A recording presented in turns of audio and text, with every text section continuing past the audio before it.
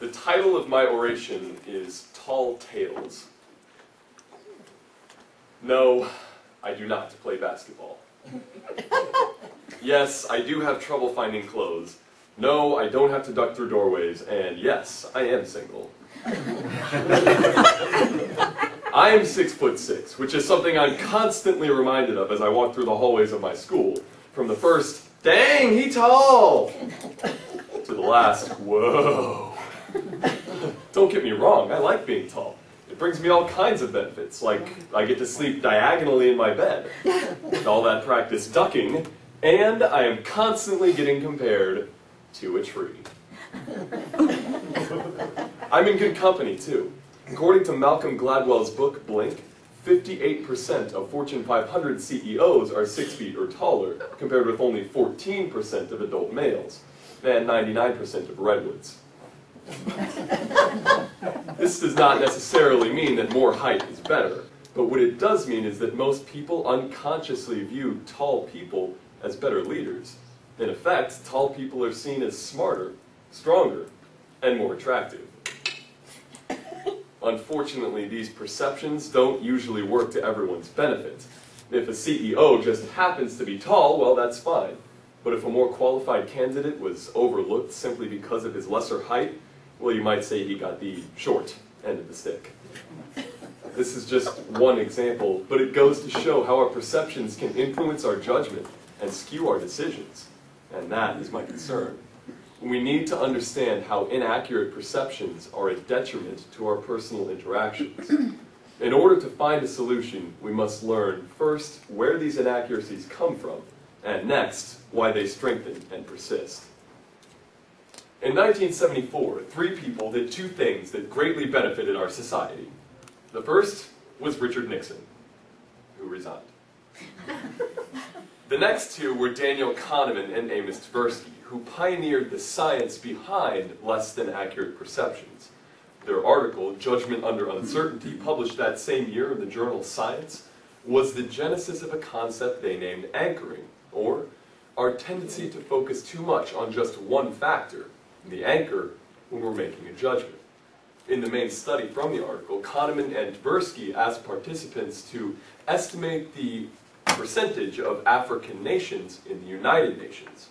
But first, they spun a number wheel and then asked the subjects if the percent was higher or lower than the number on the wheel. Time and time again, subjects who got higher numbers from the wheel gave higher estimates, while lower numbers yielded lower estimates. The subjects knew the numbers were completely random. After all, they could see the wheel being spun, but they still created anchors in their minds that they could not entirely escape.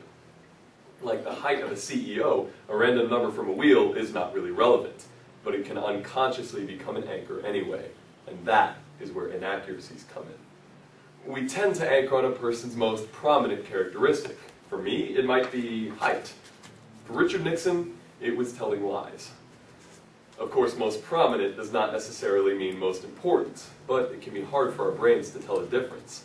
Just look at the popularity of Justin Bieber, whose only redeeming quality is that he is not on Jersey Shore, and you can see that the human brain can sometimes make some pretty bad decisions. But anchoring cannot be entirely responsible for biased perceptions. Anchoring is just the beginning. One would expect better, more objective judgments to pan out over time, but they don't. I mean, what are we on now? Survivor, Season 14? Disney World? In fact, a 2005 study done by Alexander Todorov and Janine Willis at Princeton University suggested that additional time will merely boost confidence in judgments we've already made. This is due to what's known as the confirmation bias, or our tendency to look only for evidence that we agree with, and reinterpret or ignore evidence that we don't. This compounds the problems that anchoring creates by forcing our initial opinions to define all our future judgments as well, a concept that virtuoso violinist Joshua Bell learned about firsthand. In 2007, the Washington Post asked Bell, who regularly gives sold-out performances at the world's best venues, to take part in a little experiment. Posing as a street musician, Bell played for about 45 minutes in a busy DC subway station. In that time, 1,097 people walked by. only 7 stopped for even a moment to listen. Bell played some of the most challenging and beautiful music ever composed for the violin, but the pedestrians had already anchored on the grimy subway setting as a sign of mediocrity. Then, the confirmation bias allowed them to ignore Bell's music because it didn't fit in with that anchor, the same way we all ignore information that goes against our perceptions. But missing out on a free concert is not the worst thing that can come from anchoring and the confirmation bias. When my high school put on Night of the Living Dead for our spring play, I always thought some scenes were kind of cheesy. No, not because of the zombies. Those were perfectly realistic. But because the fake guns we were using had blaze orange tips. But then our director told us why they had to have those tips.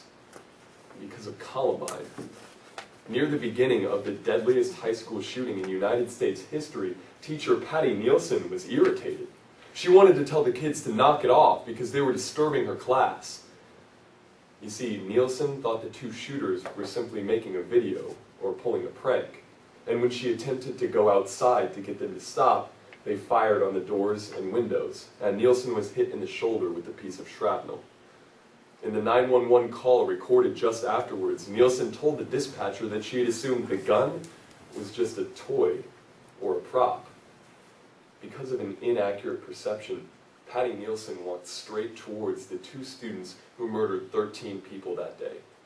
She could have been one of them. And perceptions like these don't simply affect us in large ways, but also on a large scale. Sexism, racism, genocide. These are all the direct results of people anchoring on just one irrelevant factor, be it gender or skin color or ethnicity, rather than, as Dr. Martin Luther King Jr. so eloquently phrased it, the content of their character. And after the initial anchoring, the confirmation bias only serves to reinforce the twisted worldviews of intolerant people. In short, false perceptions are real, and they create real problems. So how do we solve them?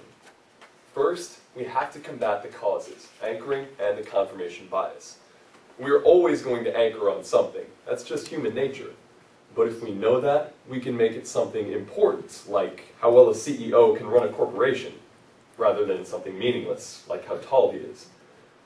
Then, to overcome the confirmation bias, we have to accept the possibility, even if it is painfully, that yes, sometimes we can be wrong. As Ralph Waldo Emerson wrote, a foolish consistency is the hobgoblin of little minds.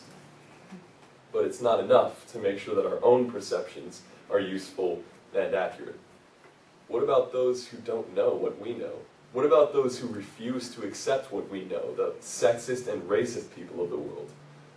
In his letter from a Birmingham jail, Dr. King wrote, "Human progress never rolls in on the wheels of inevitability."